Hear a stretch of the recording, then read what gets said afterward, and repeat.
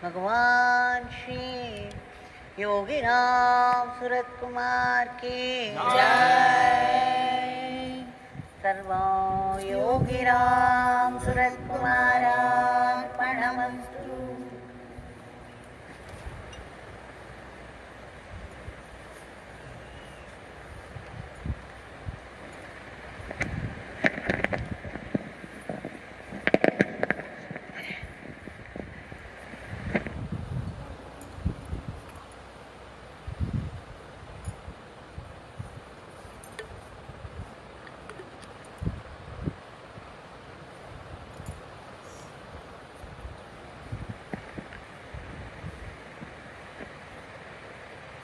One more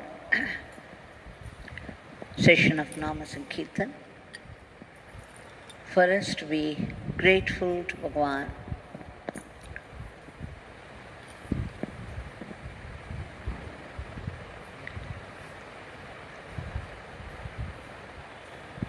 especially the Nama chanting done in the evening, the twilight, is especially powerful.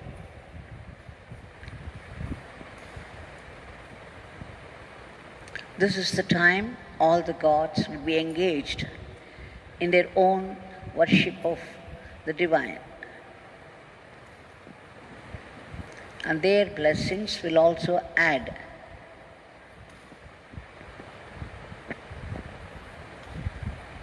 Now, we'll have to recall one or two experiences of the devotees. And by recalling, let's relive those experiences and benefit from the grace.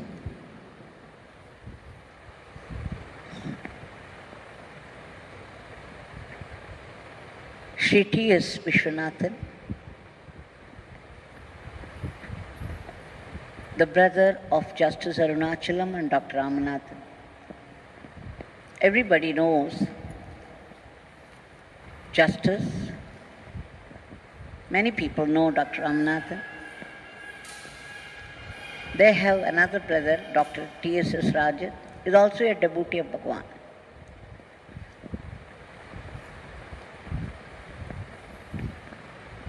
And Shri Balasubramaniam. These four brothers have been very devoted to Bhagwan, but Shri T.S. Viswanathan, in the early 90s, though his brothers were coming to Bhagwan, visiting him often, he was not particularly drawn to him.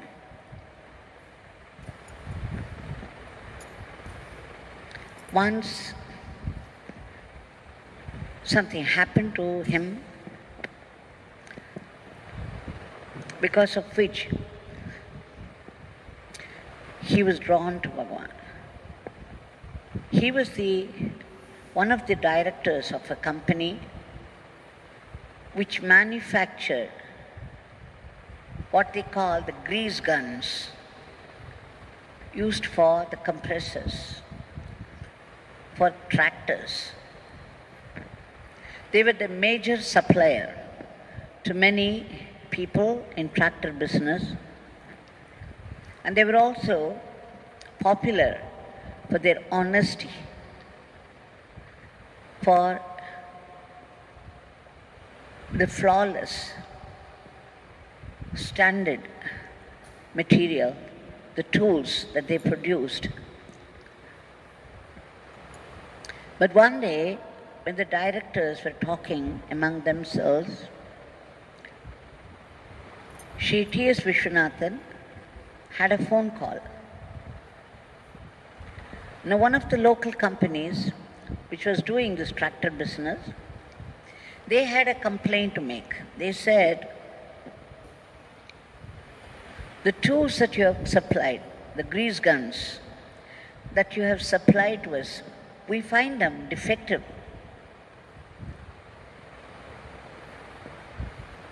The inspector who examined is not permitting it.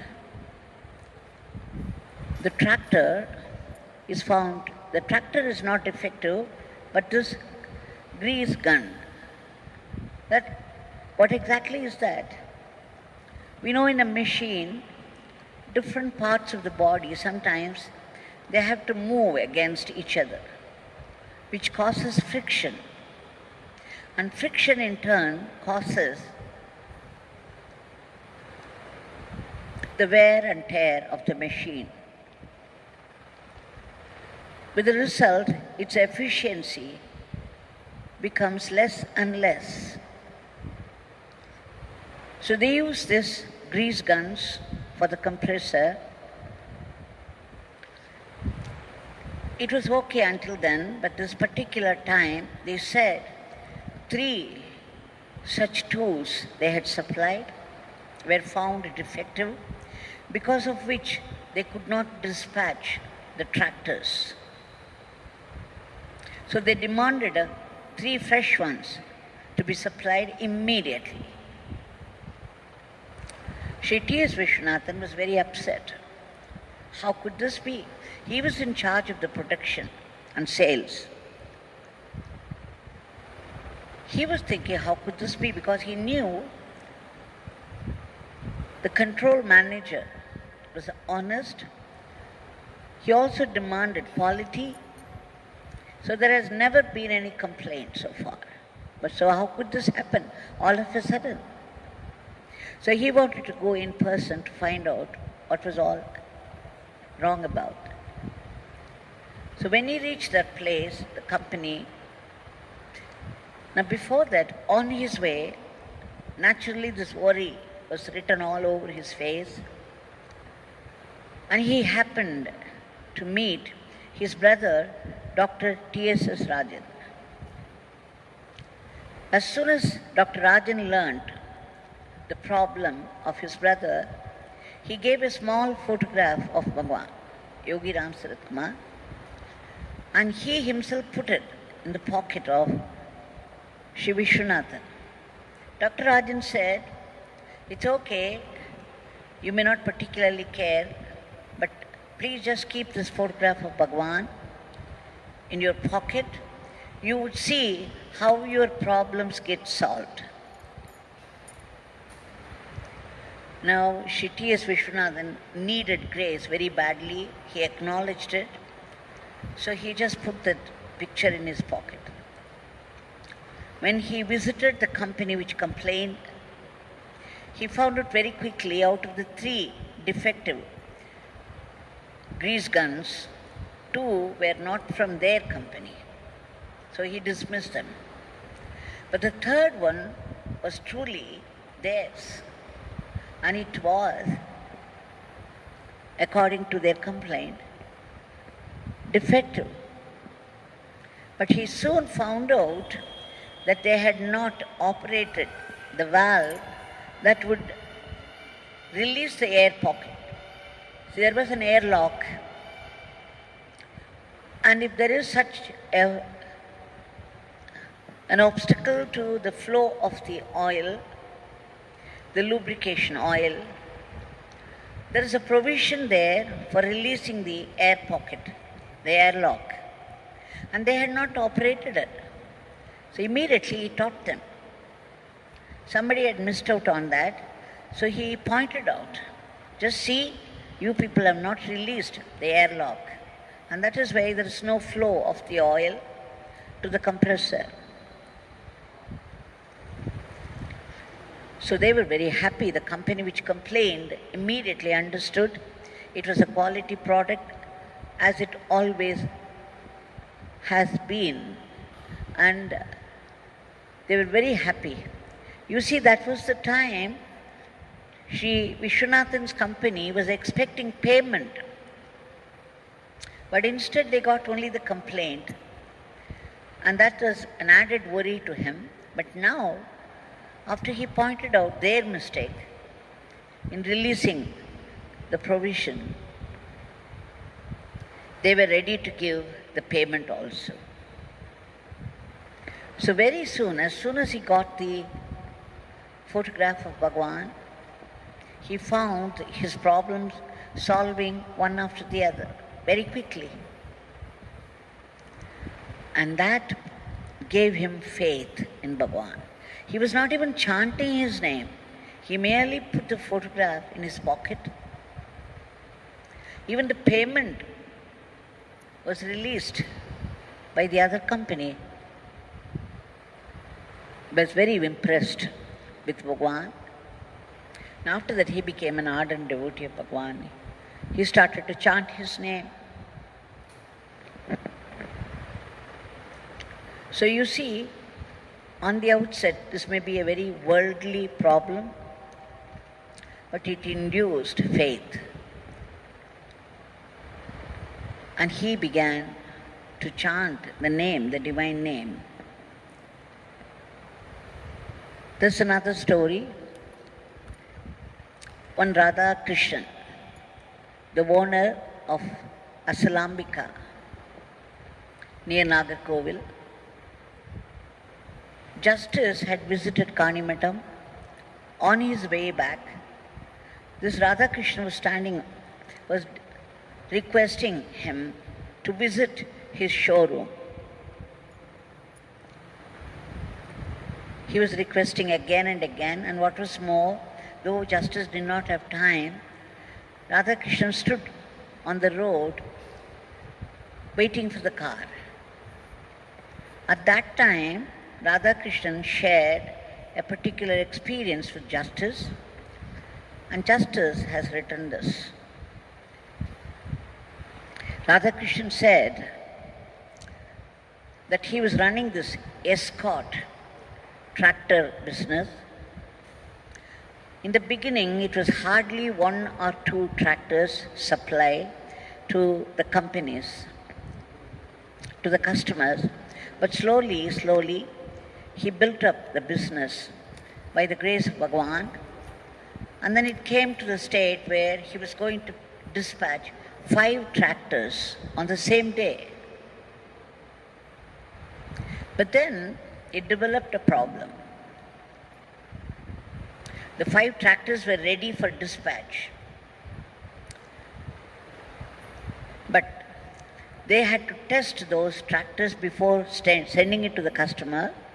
And when they tested, they found, to their dismay, that the compressor was not working. The lubrication oil was not building up enough pressure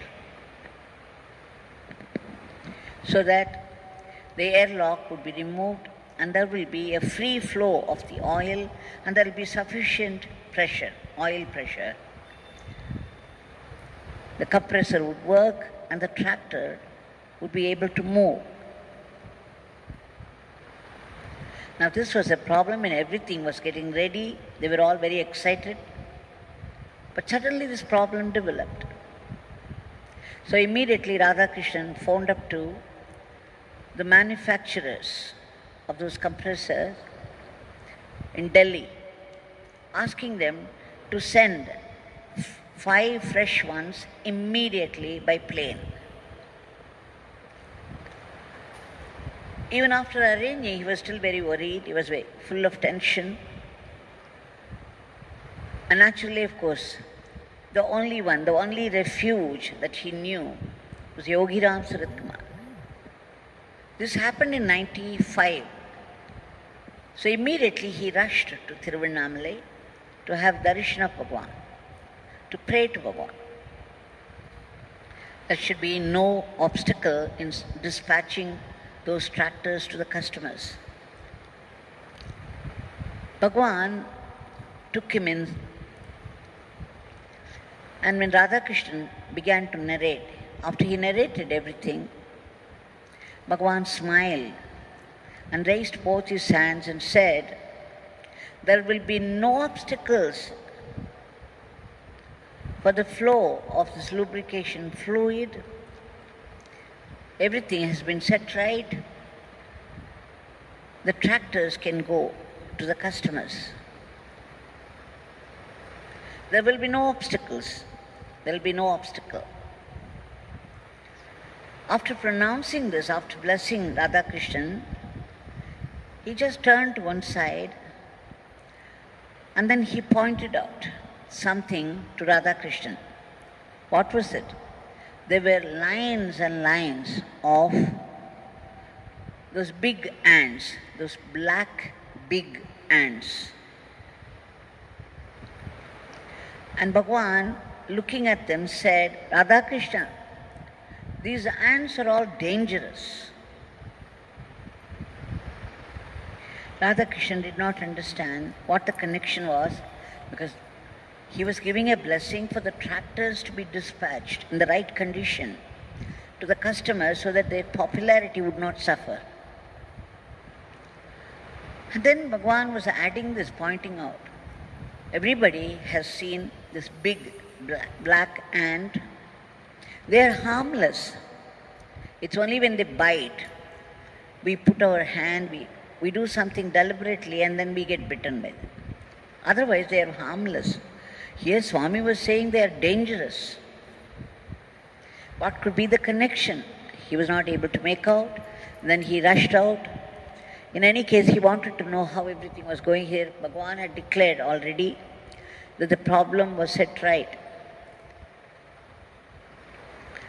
So as soon as he phoned up, the chief mechanic, who had come back to retest it, he tested first time and reported the defect of the compressor, and now after going back home, something would not let him rest. Some prompting from inside. He had to come back and redo the testing. So when he came back, he looked at the compressor and then he removed, suddenly it struck him to remove the rubber tube, the connection, the rubber tube that was connected to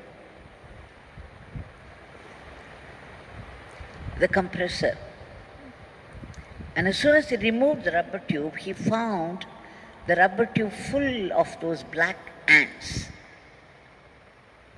So many of them, it was totally blocked by them. And then immediately he pulled them out.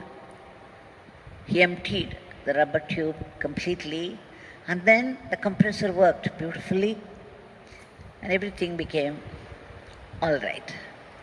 So this was the news from the chief mechanic, and Radhakrishnan knew instantly in a flash, here Bhagwan saying, these black ants are dangerous. So this is what he was referring to. And he also said that it was set right, whatever was the defect, it was set right, and there would be no more blocks. How could Bhagwan know? He did not know anything about the tractors. He did not know anything about the compressor. At least that's what we think. How did he know? These ants were causing the block, and therefore there was no enough oil pressure to work the compressor. The Upanishads say, the one who knows that, the Supreme, knows everything.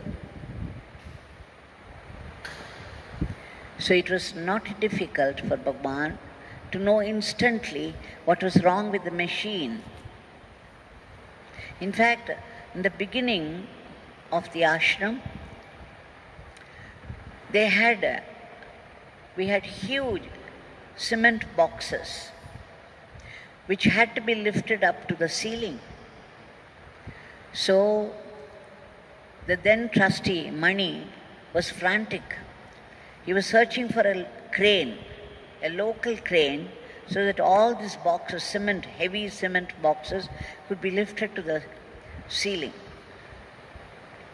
And every time he sent word, the local crane owner said that he had 2 cranes here, but they were not working. They were defective. And finally, at the insistence of the then trustee, the owner, the crane owner came with the crane, but he said, Swami was seated there. I was a witness to all that was happening. He brought the machine, the crane, and then he apologized. Though he had brought the crane, it was not working. What could he do?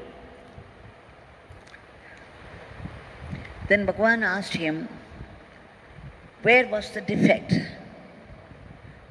Mr. Karunakaran, the owner of the crane, he pointed out that particular part. Then Bhagwan stood up, walked up to the machine. He put his right hand over that. Just for a minute or maybe a few seconds. And then he took his hand off and he told the crane owner, now you operate and see. And to the delight and surprise, to the wonder of everyone around, it started to work. And of course, the crane owner became a devotee of Bhagwan. So you see, it is nothing to them. It's just a mere will. If Yogi Ramsuratkumar should think that the machine should work, it would start working. It is the will of God. But he should will it. And for him to will anything, we have to appeal and invoke grace. We have to touch his heart by our invocations. And this Asalambika Radhakrishnan had another interesting thing to say. When he visited the ashram recently, a few months back, he had come here with his wife. And then I asked him why he was here. He said he had a problem again. Some enemies were giving him trouble. And then he said he could do nothing about it because once before, when he had this problem, after Mahasamadhi of Bhagwan, he went to before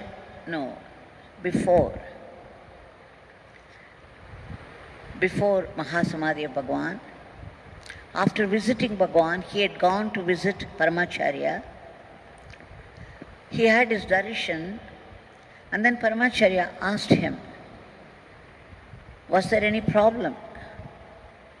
Then Radhakrishnan said, yes, my enemies are giving me trouble. I want to give back nicely. But then Paramacharya said, don't do that. If they express their enmity towards you and they give you trouble, just leave it to God to take care of it. You don't entertain enmity towards them. It would land you in further trouble. You will suffer even more. The karmas will take care of the doer. You do not take up punishment in your hand. Even your entertaining enmity towards them will cause you more harm. Do not do that. Leave it to God. So when he came here, he said, Amma, I can do nothing about it. I have to leave it to Bhagwan to work it out. Because Paramacharya said that to me. I said, it is an advice for everybody.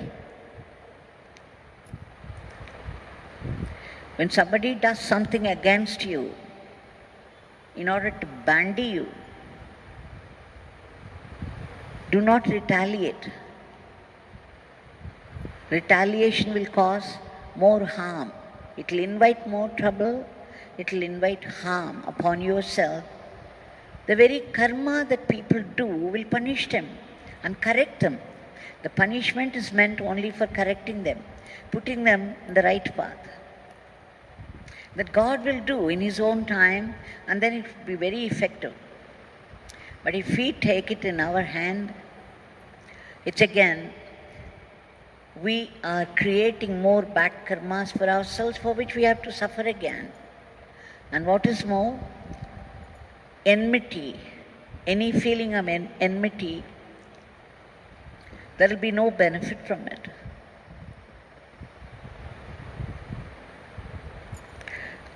Because the law of karma is relentless. One word of praise, everything that we do will come back to us. If you have one word of praise for somebody, please know that this word of praise will come back to you one day. Not necessarily from the same person who received it, it could be from someone else. But the karma will be paid back. And similarly, if you have one word of abuse for somebody, just one word, you can be sure it would get registered. In the cosmic register, there's a giant computer at work which keeps the account of everybody.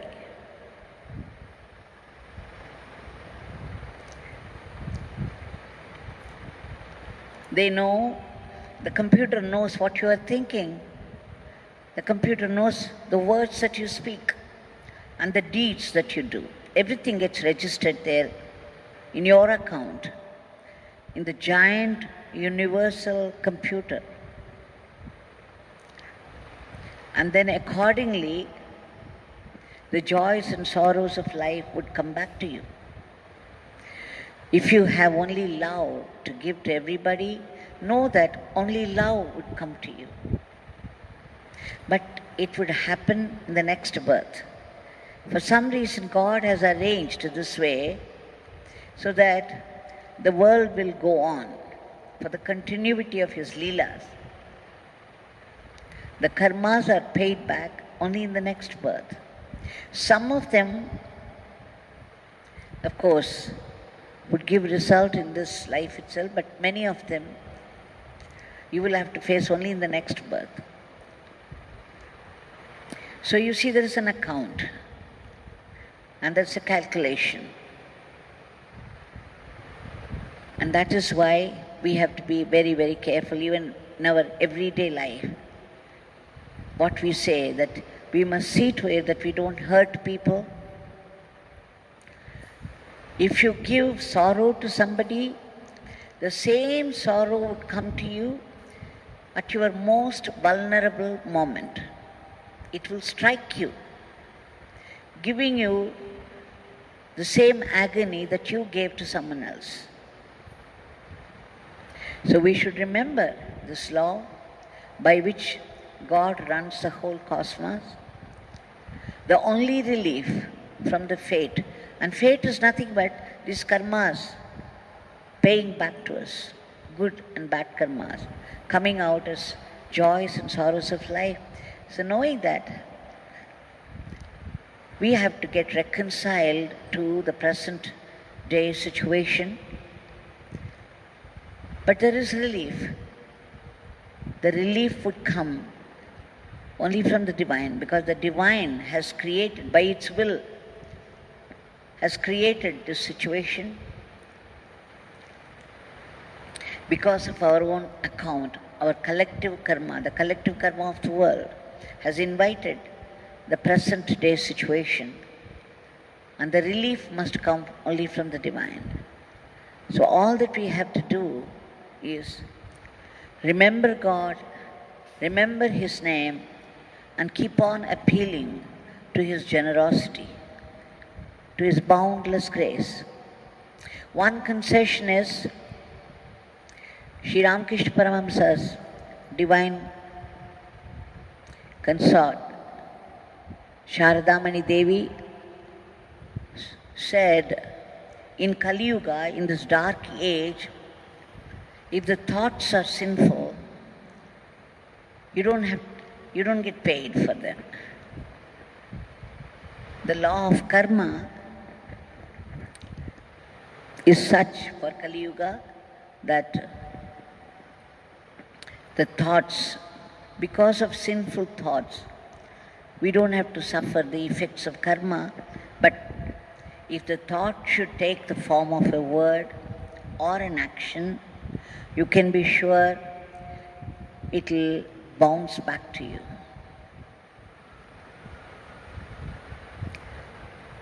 So let's remember all this and know the purpose of life. The purpose of life is God. The purpose of life is constant remembrance of God. No other purpose, no other goal for life. And so let's keep on remembering God. Yogi Ji said, remembering the name is remembering God. And he also said it's only while you remember God you truly live. Other times you are dead.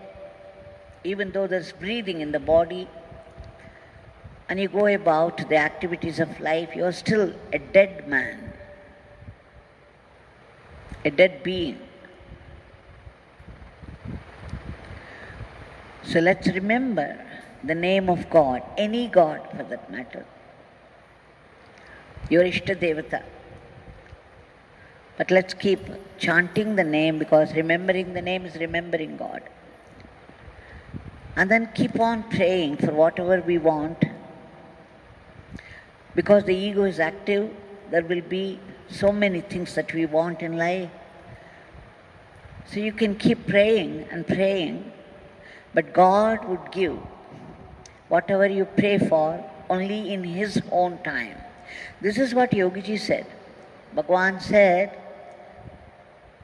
a few times, a master, a great master, who has become one with God. He is like the wish-fulfilling tree. There is what we call the divine kalpataru, a divine wish-fulfilling tree under which whatever you think will happen immediately, instantly. If you think that you want nice dishes, they would appear instantly.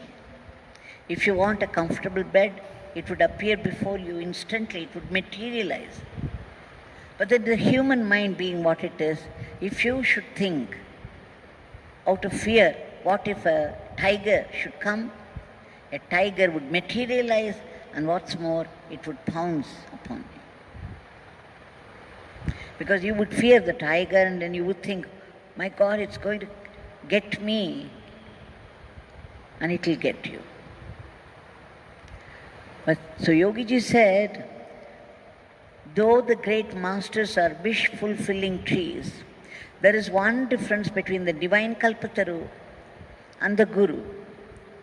He said a Guru or God would give anything at all, not instantly, but only when they will it.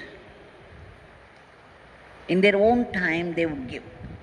They would choose the time by themselves, the time that would do you most good. And what is more, if you think of a tiger, this wish-fulfilling tree is Guru, who cares for your welfare. And so he would not give you something that is harmful, no matter how much you want it. So that's the difference. This is what Yogi Ji said, that we are Kalpatarus, but we will give you anything that you want only in our own time. It's only when I think, when I choose, I will give you what you want.